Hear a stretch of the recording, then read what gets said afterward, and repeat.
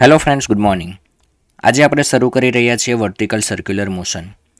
Last lecture સુધી આપણે જે ભણી ગયા હતા એ હતું સમક્ષિતિજ સમતલમાં વર્તુળમય ગતિ, અને એના પછી તમે જોયું હશે કે આપણે ચેપ્ટર નંબર 5ની અંદર એના પર જ આધારિત જે કન્સેપ્ટ હતા, એટલે કે બેન્કિંગ ઓફ ટ્રેક્સ અને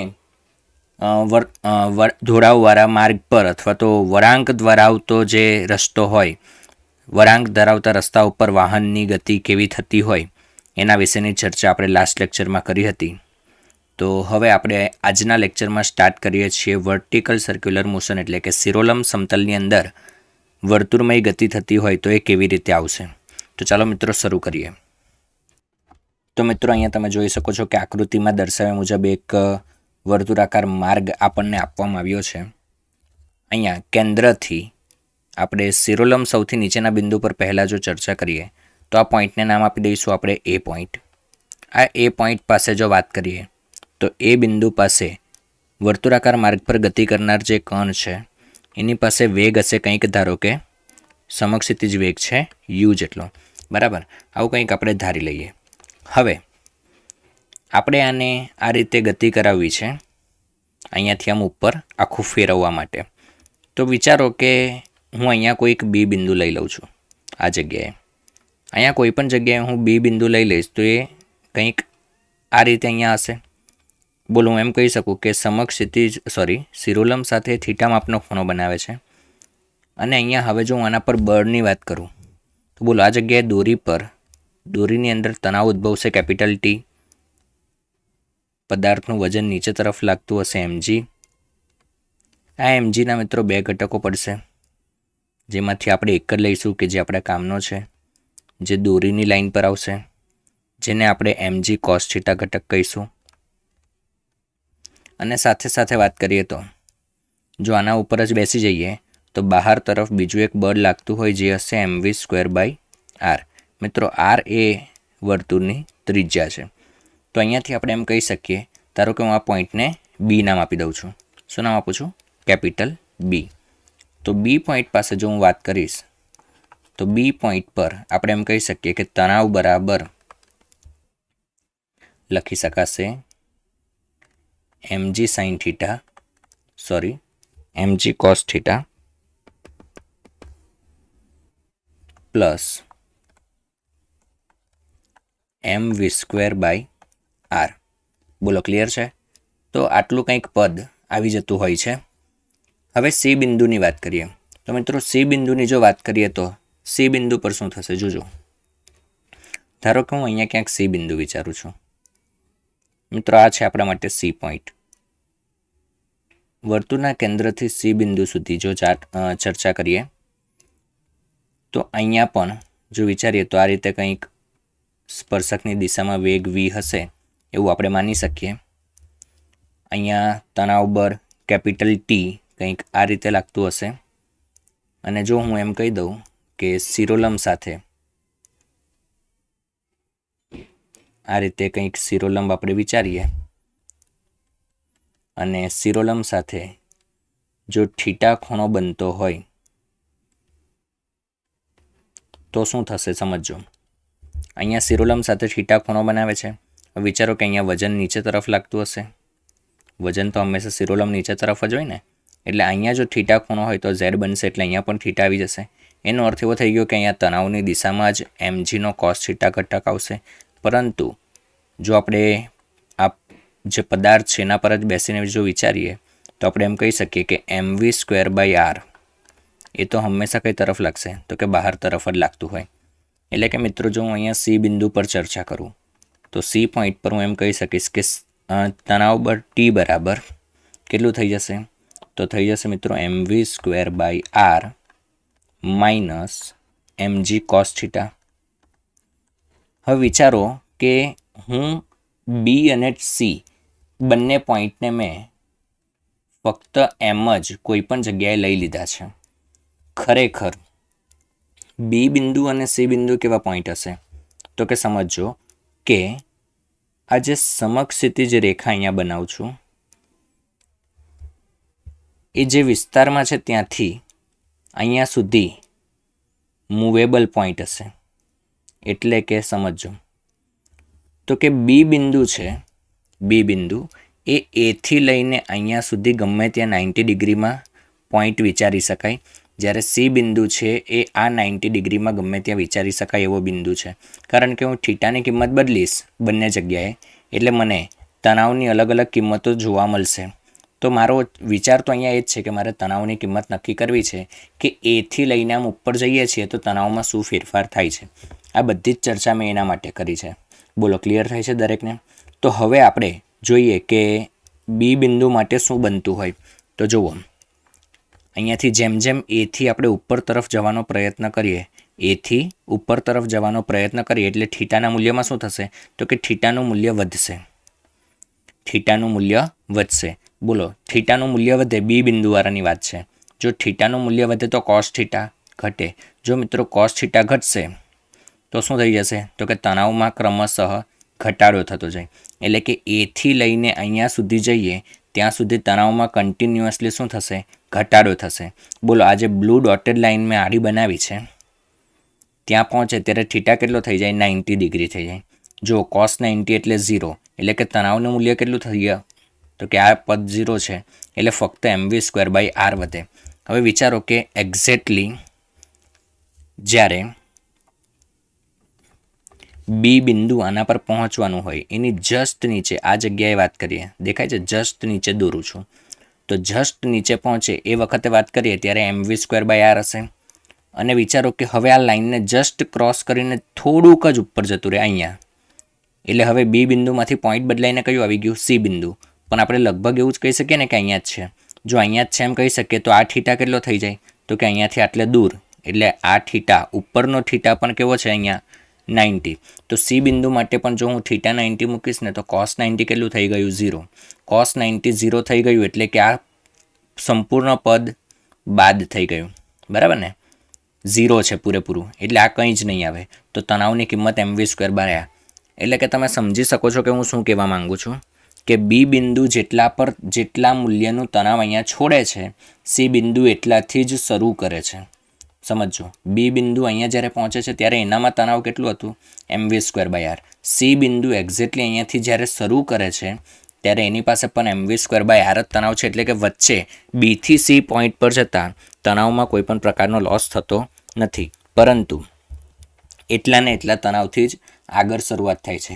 પણ હવે વિચારજો કે 90 કરતાં આગળ જઈને જેમ જેમ ઉપર જાય એમ થીટાના મૂલ્યમાં શું થતો જાય છે? તો કે ઘટાડો થતો જાય છે. બોલો, થીટા ઘટશે એટલે કોસ થીટા વધે.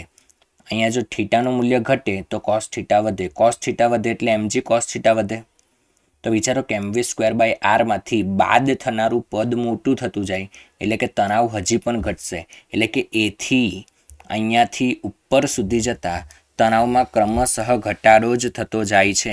હવે સીધી વાત છે કે હું આ માર્ગે જાઉં કે આ માર્ગે જાઉં, હંમેશા થવાનો તો ઘટાડો જ. એટલે કે જો ઉપરથી પાછો નીચે આવીશ, આમ અહીંયાથી ઉપર જાઉં છું, જમણી બાજુથી ઉપર જાઉં છું, તો સીધી વાત છે ડાબી બાજુથી નીચે આવીશ, તો અહીંયા તો નીચે આવીશ એટલે પાછું આનું ઊંધું જ થાય. એટલે આમાં કન્ટિન્યુ તણાવમાં શું થાય? વધારો. તો આ પરથી મને એવું ચોક્કસ કહી શકાય કે હું એવું ચોક્કસપણે કહી શકું કે આ જે પોઈન્ટ છે, તમે જોઈ શકો છો રેડ કલરથી હું ડોટેડ બનાવું છું, આ જે પોઈન્ટ છે અહીંયા તણાવ કેવું હશે? અહીંયા તણાવ હશે મિનિમમ. અને મિનિમમ તણાવ કેટલું હોય? બોલો, ઓછામાં ઓછું તણાવ લગાડવું હોય તો કેટલું લગાડી શકાય? તો કે 0. કારણ કે તણાવનું ઋણ મૂલ્ય તો આવે નહીં, ક્યાં તો ધન આવી શકે ક્યાં તો શૂન્ય આવી શકે. તો મિત્રો, આ એવું બિંદુ છે કે જ્યાં તણાવ 0, ઓછામાં ઓછું કેટલું હોય? તો કે 0. હવે જો મારે દોરી ખેંચાયેલી હશે તો જ સંપૂર્ણ વર્તુળ પૂરું કરી શકે. એટલે કે મારે જો સંપૂર્ણ વર્તુળ પૂરું કરવું હોય તો આ બિંદુ પર તણાવનું મૂલ્ય greater than or equal to 0 રાખવું પડે. T should be greater than or equal to 0. જો આ પોઈન્ટ પર તણાવ greater than or equal to 0 હશે તો અને તો જ આ સંપૂર્ણ વર્તુળમય ગતિ થઈ શકે. આ વસ્તુ તમને ખબર હોવી જોઈએ. ઓલરેડી મિત્રો આ બધું બોર્ડની અંદર ચાલી જ ગયું છે, પરંતુ ન કરાવ્યું હોય તો એવું કહેવાય કે બાકી રહી ગયું. એટલા માટે ખાલી એક વખત લઈ લઉં છું આ ટોપિક, સમજાય છે?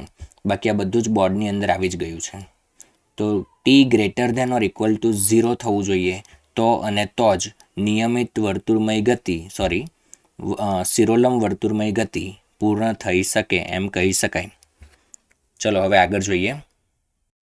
તો અત્યાર સુધી આપણે જે કંઈ ચર્ચા કરી કે સંપૂર્ણ ગતિ દરમિયાન ટી ઘટે છે, તેથી સિરોલમ ગતિ વર્તુળમય ગતિ થવા માટે મહત્તમ ઊંચાઈવાળા જે બિંદુ છે, એટલે કે આપણે રેડ કલરથી જે ડોટેડ બતાવ્યું છે, એ બિંદુએ તણાવ એ greater than or equal to 0 થવું જોઈએ, જેના વિશેની આપણે ચર્ચા કરી લીધી. બરાબર. હવે જોઈએ આગળમાં શું આવશે. તો કે મિત્રો હવે આ T greater than or equal to 0 છે, તો આપણે એને સાબિત કરવાનું છે કે એવી કઈ કિંમત હશે, અહીંયા નીચેથી એવો કેટલો વેગ આપવામાં આવે કે જેના કારણે આ આવું બની શકે. ક્લિયર થાય છે? તો ચાલો જોઈએ. તો અહીંયા વેગ v છે. હવે અહીંયા તણાવ બળ મિત્રો નીચે તરફ હશે ટી, વજન પણ હશે નીચે તરફ mg, અને ઉપર તરફ v વેગને કારણે mv²/r લાગતું હશે. તો આકૃતિ પરથી આપણે એમ કહી શકીએ કે ટી પ્લસ mg બરાબર mv²/r. બોલો, કંઈક ન સમજાયું તો લગભગ નહીં જ હોય. તો અહીંયાથી ટી બરાબર mv²/r માઇનસ mg લખી શકાય. અને ટીની આ કિંમત એ આપણે એમ કહી શકીએ કે should be greater than or equal to 0. સમજાય છે? ટીનું મૂલ્ય આટલું છે, જે greater than or equal to 0 આપણે સાબિત કરવાનું છે. તો અને તો જ આ આખું વર્તુળામ પૂર્ણ કરી શકે. હવે મારી પાસે પ્રશ્ન એક જ છે કે આ વીનું મૂલ્ય નથી ખબર. હા, પણ મને એટલું ચોક્કસ ખબર છે કે હું નીચેથી યુ જેટલી ઝડપથી ફેંકીશ. તો બોલો, યુ જેટલી ઝડપથી ફેંકું તો હું એમ કહી શકું કે નીચેથી ઉપર તરફ જતી વખતે ફક્ત ગુરુત્વાકર્ષી સ્થિતિ ઉર્જામાં જ વધારો થાય છે, બીજું તો કોઈ બળ લાગતું નથી. તો જેના કારણે આપણે અહીંયા યાંત્રિક ઉર્જા સંરક્ષણ લગાડીશું. તો આપણે એમ કહી શકીએ કે EI બરાબર EF માટે બોલો પ્રારંભિક કેટલું હશે.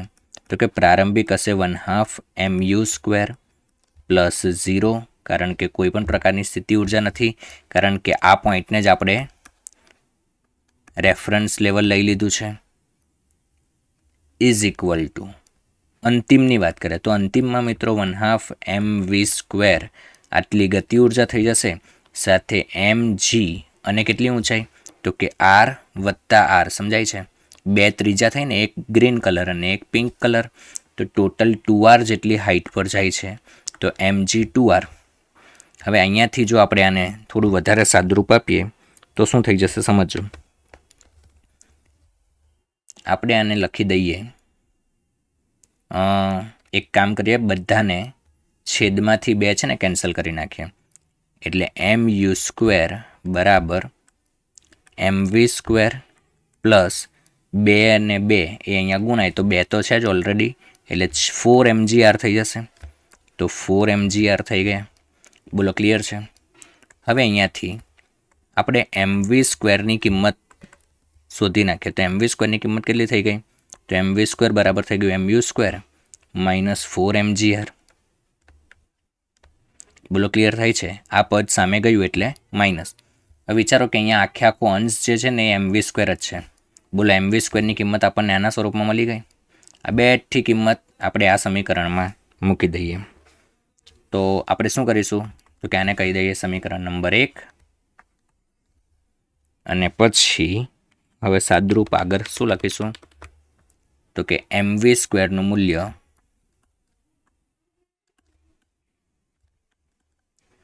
સમીકરણ નંબર 1 માં મૂકતા તો t ઇઝ ઇક્વલ ટુ આપણી પાસે છે mv²/r minus mg greater than or equal to 0. આની અંદર મૂકી દઈએ તો શું થઈ જશે જોજો, mu² minus 4 mgr divide by r minus mg should be greater than or equal to 0. તો હવે આપણે આને હજી આગળ જો ગણતરી કરીએ તો શું થશે તો કે હવે મારે લેવાનો થાય છે લસા. તો ચલો હવે આપણે લસા લઈએ. જોજો, m u square minus 4 mgr minus mgr, બોલો છેદમાંથી આર સામે જાય એટલે આખું પદ કેન્સલ થઈ ગયું, એટલે is equal greater than or equal to 0. તો અહીંયાથી હવે જો હું સાદુરૂપ આપીશ તો શું થઈ જશે?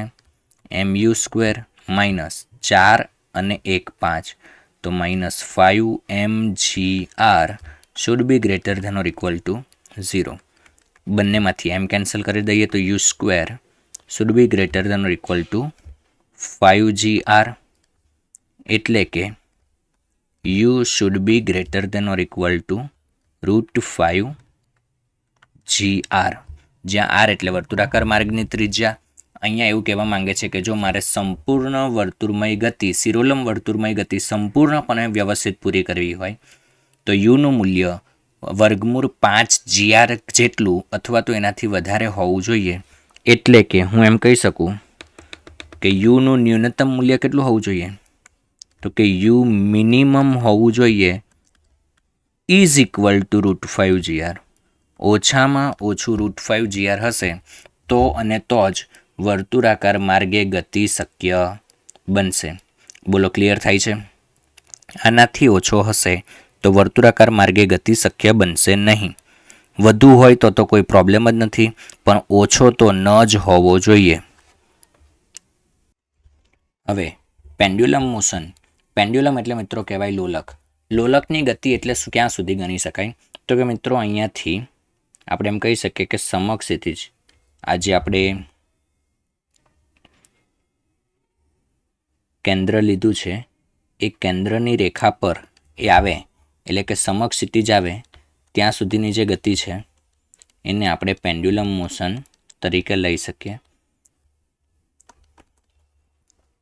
તો સમજવાનો પ્રયત્ન કરીએ તો એમ કહી શકાય કે અહીંયાથી એની પાસે વેગ હશે, આપણે એમ કહી શકીએ કે યુ જેટલો. તો અહીંયા વેગ છે યુ, અને એ વેગ એ જ્યારે પેન્ડ્યુલમ એટલે કે આપણું જે ગતિ કરતો પદાર્થ છે એ અહીંયા પહોંચે ત્યારે એની પાસે કોઈ પણ પ્રકારનો વેગ રહેતો નથી. અહીંયા એની પાસે v બરાબર 0 થઈ જાય છે. સમજો, જો આવું થતું હોય તો ફરીથી આપણે યાંત્રિક ઉર્જા સંરક્ષણ પ્રમાણે જો ચર્ચા કરીએ તો EI બરાબર E ફાઇનલ, ઇનિશિયલ બરાબર ફાઇનલ પ્રમાણે લખીએ તો પ્રારંભમાં એની પાસે ફક્ત ગતિ ઉર્જા હશે 1/2 mu સ્ક્વેર, કોઈ પણ પ્રકારની સ્થિતિ ઉર્જા નથી, ઇઝ ઇક્વલ ટુ, હવે ગતિ ઉર્જા 0 થઈ ગઈ કારણ કે અહીંયા કોઈ પણ પ્રકારનો વેગ નથી, પ્લસ આર જેટલી ઊંચાઈએ જાય છે એટલે mgr જેટલી સ્થિતિ ઉર્જા આવી જશે. અહીંયાથી જો બંને બાજુથી આપણે એમ અને એમ કેન્સલ કરી દઈએ તો યુ સ્ક્વેર બરાબર 2gr થઈ જશે. એટલે કે લખીએ તો યુ બરાબર √2gr લખી શકાય. એટલે કે જો હું વર્ગમૂળ 2gr થી એને આમ ધક્કો મારીશ તો એ અહીંયા 90 ડિગ્રી સુધી આવશે, ત્યાં અટકી જશે, પછી પાછું નીચે આવશે, આ બાજુ જશે. આ રીતે લોલકની ગતિ શરૂ કરી દે. મિત્રો વર્ગમૂળ 2gr આપું ને એટલે એક્ઝેક્ટલી 90 ડિગ્રી સુધી આવશે, પણ વિચારો કે એના કરતાં ઓછું આપું તો અહીંયા આવે, ક્યાંક નીચે આવે, મતલબ કે આ પોઈન્ટ કરતાં ક્યાંક ને ક્યાંક નીચે આવશે. પણ બોલો કે આટલી ગતિ થતી હોય આમ તો પણ કહેવાય તો લોલકની ગતિ જ. એટલે કે હું એમ કહી શકું કે જો હું 0 કરતાં વધુ વેગ આપીશ પરંતુ વર્ગમૂળ 2gr કરતાં ઓછો વેગ આપીશ તો પણ ગતિ કઈ થશે? તો કે લોલકની ગતિ જ થશે. ફરીથી બોલું છું, 0 કરતાં વધુ વેગ આપીશ પરંતુ વર્ગમૂળ 2gr કરતાં ઓછો વેગ આપું તો પણ લોલકની ગતિ જ થાય. અને ધારો કે હું u બરાબર વર્ગમૂળ 2gr જ આપી દઉં તો પણ કઈ ગતિ થશે? તો પણ લોલકની ગતિ જ થશે. એટલે કે 0 કરતાં વધુ અને 2gr કરતાં ઓછી અથવા તો 2gr આ કોઈ પણ કિંમત માટે કયા પ્રકારની ગતિ થશે? તો કે લોલકની ગતિ, ઓસિલેશન ટાઈપની મોશન થાય. તો આપણે અહીંયાથી એમ કહી શકીએ કે four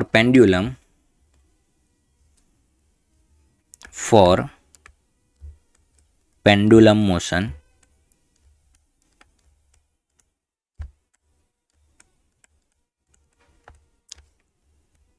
0 greater than 0 less than u less than or equal to √2GR, એટલે કે √2GR જેટલી અથવા તો એના કરતાં ઓછી અને 0થી વધારે આવી કોઈ પણ કિંમત જો પ્રારંભમાં આપવામાં આવે તો એ લોલકની ગતિ દર્શાવશે.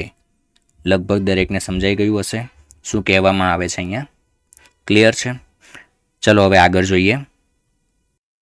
તો મિત્રો હવે વાત કરીએ કે અત્યાર સુધી આપણે જોયું કે જો વેગ √5GL અથવા તો √5GR કરતાં વધુ અથવા તો એના જેટલો જ હોય તો વર્તુળમય ગતિ, શિરોલંબ વર્તુળમય ગતિ પૂર્ણ કરે. √2GR અથવા તો એના કરતાં ઓછો હોય તો શું થશે? તો કે તો વર્તુળમય ગતિ લોલકની ગતિ થશે. તો આપણે અહીંયા લખી દઈએ કે જો વર્ગમૂળ u greater than or equal to √5GR હશે તો શિરોલંબ વર્તુળ ગતિ થાય. જો 0 less than u less than or equal to √2GR હોય તો લોલકની ગતિ થાય.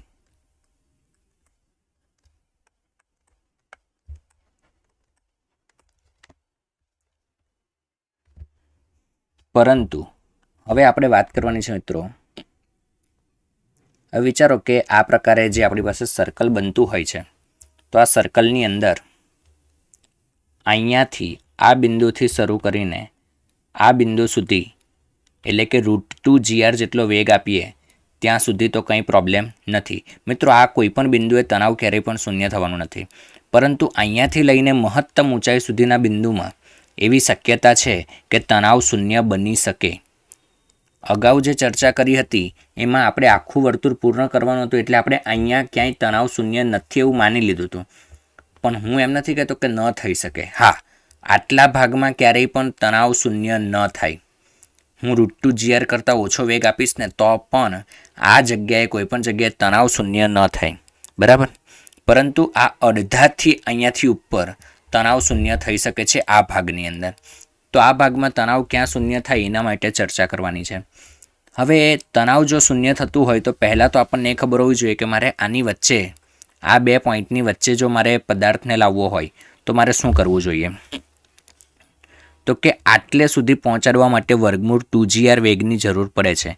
એટલે કે મારે હવે √2GR થી વધુ વેગ આપવો પડશે. પરંતુ આને વટીને આખું વર્તુળ પૂરું ન કરે એના માટે √5GR કરતાં ઓછો વેગ આપવો પડે. એટલે કે √2GR થી વધુ પરંતુ √5GR કરતાં ઓછો વેગ આપીશ ત્યારે આ પોઈન્ટ પર આ બેની વચ્ચે ક્યાંક ને ક્યાંક એની અંદર તણાવ 0 થઈ જશે. હવે મારો પ્રશ્ન એ પણ છે પાછો કે તણાવ શૂન્ય થઈ જાય છે, બરાબર વાત છે, પણ એ તણાવ શૂન્ય થાય છે ને એ બિંદુ કયું છે? તો મારે હવે એ બિંદુ શોધવું છે કે એક્ઝેક્ટલી એ કયું પોઈન્ટ છે કે જ્યાં તણાવ શૂન્ય થઈ જાય છે. તો મિત્રો આપણે અહીંયા પ્રારંભિક વેગ યુ લઈ લીધો છે અને આપણે ધારી લઈએ છીએ કે ધારો કે આ રીતે કોઈક જગ્યા અહીંયા છે આ રીતે કે જ્યાં તણાવ કેવું થઈ જશે તો કે શૂન્ય થઈ જાય છે. અહીંયા તણાવ શૂન્ય છે. તો સૌથી પહેલાં તો એક કામ કરીએ, થોડું થીટાને બધી જે વેલ્યુ આપણે લેવાની છે એ લઈ લઈએ જેનાથી આગળ આપણે ગણતરી કરી શકીએ. તો મિત્રો અહીંયા આપણે થીટા ખૂણો વિચારી લઈએ અને અહીંયા ક્યાંક પહોંચે છે. ચલો હવે ચર્ચા કરીએ. તણાવ તો 0 જ છે એટલે નીચે તરફ શું લાગશે તો કે mg. એક કામ કરીએ, પહેલાં તણાવ લખી દઈએ પછી સમીકરણ લખીએ ત્યારે તણાવને 0 બતાવીએ. તો અહીંયા mg, અહીંયા જો થીટા હોય તો આ પણ થીટા થઈ જશે. થીટા હોય તો આ દિશામાં જ કયો ઘટક આવે મિત્રો? mg cos theta. બોલો સમજાય છે? બહાર તરફ કયો ઘટક આવશે? હા, એટલું ચોક્કસ યાદ રાખજો, તણાવ 0 થાય છે. મેં એવું ક્યારેય નથી કીધું કે વેગ શૂન્ય થઈ જાય. વેગ શૂન્ય થઈ જાય એવું મેં ક્યારેય કીધું નથી. હું ફક્ત એમ જ કહું છું કે તણાવ શૂન્ય થઈ જાય. વેગ શૂન્ય થવાની વાત મેં કરી નથી. શું શૂન્ય થશે? ફક્ત અને ફક્ત તણાવ. આ બિંદુ પર વેગ v જેટલો હોય તો mv²/r લખી શકાય. બોલો, ક્લિયર થાય છે? તો આ પ્રકારનું કંઈક પદ આપણી પાસે આવે છે. જો આટલા વેગથી મોકલવામાં આવે તો અહીંયા કોઈક વચ્ચેના બિંદુ પર તણાવ શૂન્ય થાય છે. અને બિંદુ માટે જો હું સમીકરણ લખું તો એમ લખી શકાય કે t પ્લસ mg cos θ બરાબર mv²/r. લગભગ દરેકને સમજાયું હશે. પણ મિત્રો, આપણે જાણીએ છીએ કે તણાવ કેટલું છે? 0. એટલે કે અહીંયાથી આપણી પાસે થઈ જશે mg cos θ બરાબર mv²/r. બંને બાજુથી m અને m કેન્સલ કરીએ તો આપણી પાસે આવી જશે v² બરાબર rg tan θ. આને આપણે કહી દઈએ સમીકરણ નંબર 1. હવે ઉર્જાની વાત કરીએ. યાંત્રિક ઉર્જા સંરક્ષણ, બરાબર. તો આકૃતિ પરથી આપણે જોઈ શકીએ, એટલા માટે આકૃતિને રાખીએ છીએ. તો EI બરાબર EF એટલે કે પ્રારંભિક યાંત્રિક ઉર્જા બરાબર અંતિમ યાંત્રિક ઉર્જા. બોલો, સમજાય છે? તો બંને યાંત્રિક ઉર્જાની કિંમત મૂકી દઈએ તો પ્રારંભિક યાંત્રિક ઉર્જા લખીએ તો સૌથી પહેલાં પ્રારંભિક આપણી પાસે છે ગતિ ઉર્જા એટલે 1/2 mu² પ્લસ સ્થિતિ ઉર્જા કોઈ પણ પ્રકારની નથી ઇઝ ઇક્વલ ટુ અંતિમની વાત કરીએ તો અંતિમમાં આપણી પાસે છે અંતિમ ગતિ ઉર્જા 1/2 mv². મેં પહેલાં પણ કીધું કે વેગ શૂન્ય થતો નથી. પ્લસ સ્થિતિ ઉર્જા કેટલી? તો કે તમે અહીંયાથી જોશો તો તમને એવું દેખાશે કે આ અહીંયા પહોંચે છે. એનો અર્થ એવો થયો કે કંઈક આટલી સુધી ઉપર આવી ગયું એમ કહેવાય. બોલો, આ તો જે દોરીની લંબાઈ છે તો ત્રિજ્યા જેટલી જ થશે. તો આ ભાગ તો આર જ છે. જો અહીંયા થીટા ખૂણો બનતો હોય તો આટલી લંબાઈ કેટલી થઈ ગઈ? આ ડિસ્ટન્સ. તો આ ડિસ્ટન્સ થઈ જશે મિત્રો r cos θ. હવે આટલું તો તમને સમજ પડવી જોઈએ, આટલું બધું મિકેનિક્સ ભણી ગયા પછી. અને સાથે આ નીચેનો જે ભાગ છે એ r જેટલો છે. તો ટોટલ આ રેફરન્સ લેવલથી કેટલો ઉપર તરફ જાય છે? તો r વત્તા r cos θ. લગભગ દરેકને સમજાય કે આ ત્રિજ્યા r છે, અહીંયા થીટા ખૂણો બને છે, તો આટલો ભાગ એ r cos θ હશે. તો અહીંયાથી આપણે એમ લખી શકીએ કે mg, r કોમન કાઢી લઈએ તો 1 + cos θ. બોલો, ક્લિયર થાય છે? હવે તમે જોઈ શકો કે સમીકરણ નંબર 1 પરથી આપણે v² બરાબર rg tan θ એવી કિંમત મૂકી શકીએ. ક્યાંથી? સમીકરણ નંબર 1 પરથી. તો ચલો મૂકી દઈએ. 1/2 mu² બરાબર 1/2 m v²ની જગ્યાએ rg tan θ. સોરી, એક જ મિનિટ જોઈ લે. હા, ભૂલ થઈ ગઈ છે. અહીંયા rg cos θ છે. મને લાગ્યું એટલે જ rg cos θ. તો આપણે અહીંયા પણ કિંમત મૂકી, ત્યાં પણ rg cos θ plus mgr plus mgr cos θ. બોલો, ક્લિયર થાય છે? બધેથી m અને m ઉડી જશે, ડાબી અને જમણી બંને બાજુથી. તો અહીંયાથી આપણે લખી શકીશું u²/2 બરાબર, બોલો, આ હાફ mgr cos θ અને આ mgr cos θ. એટલે હું અહીંયાથી એમ લખી શકીશ 3/2 gr cos θ, કારણ કે m તો ઉડી ગયા ને, પ્લસ gr. બોલો, સમજાય છે? છેદમાંથી 2 કેન્સલ કરી દઈએ તો u² બરાબર 3gr cos θ પ્લસ 2gr. હવે મિત્રો, મારે cos θ શોધવું છે. તો cos θ બરાબર કેટલું થઈ જશે? જોજો, u² minus 2gr divide by 3gr. બોલો, સમજાય છે? તો આ રીતે કંઈક આપણું ઇક્વેશન આવી જશે. ક્લિયર થાય છે? તો અહીંયા આપણે cos θ શોધવાનું હતું, જે આપણને મળી ગયું છે મિત્રો અહીંયા ખાસ ધ્યાન રાખવા જેવી વસ્તુ એ છે કે થીટા ક્યાં બને છે. બરાબર, તમે કોસ થીટા બરાબર યુ સ્ક્વેર માઇનસ 2gr/3gr સમીકરણ તો ગોખી નાખ્યું હોય, પરંતુ થીટા ક્યાં બને છે ખાસ ધ્યાન રાખજો. શિરોલંબ સાથે ઉપર તરફ બનતો ખૂણો થીટા છે, દેખાય છે અહીંયા આકૃતિમાં. શિરોલંબ સાથે ઉપર તરફ બનતો ખૂણો, તો આ થીટા આપણને ખબર પડવી જોઈએ. અને યુ તરીકે આપણને આ √2gr થી લઈને √5gr વચ્ચેની જે પણ વેલ્યુ આપી હોય એ કિંમત તમે અહીંયા આ સમીકરણની અંદર મૂકશો એટલે તમને થીટાનું મૂલ્ય મળી જશે કે એક્ઝેક્ટલી કયા બિંદુએ જઈને એ આપણું જે ગતિ કરનાર પદાર્થ છે, વર્તુળમય ગતિ કરનાર પદાર્થ, એ કયા બિંદુએ જઈને સ્થિર સ્થિતિએ આવે છે. સ્થિર નથી થતો, કયા બિંદુએ જઈને એની અંદર તણાવ શૂન્ય થઈ જાય છે, એની ચર્ચા આપણે કરી શકીએ. લગભગ દરેકને ક્લિયર હશે. ઓકે, તો આ સાથે આપણે આજનો સેશન અહીંયા અટકાવીએ. Thank you.